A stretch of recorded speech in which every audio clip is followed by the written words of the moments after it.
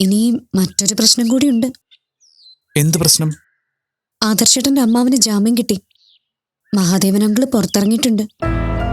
ഓ. എന്നോടും ആദർശേട്ടനോടും വലിയ വൈരാഗ്യമുണ്ട്. അതുകൊണ്ട് ഞങ്ങളെ നശിപ്പിക്കാൻ അങ്കിളിനെ കൊണ്ട് ചെയ്യാൻ പറ്റുന്നതൊക്കെ അങ്കിള് ചെയ്യും. ഒരാളുടെ വിജയത്തിലേക്കുള്ള യാത്ര ഒരിക്കലും അത്ര എളുപ്പമായിരിക്കില്ല മീര. ആ വഴിയിൽ പലതും തരണം ചെയ്യാനുണ്ടാവും. ശത്രു പ്രബലനാണെന്ന് ബോധ്യപ്പെട്ടാൽ പിന്നെ നമ്മൾ ഓരോ അടിയും വളരെ സൂക്ഷിച്ച് മുന്നോട്ട് വയ്ക്കൂ.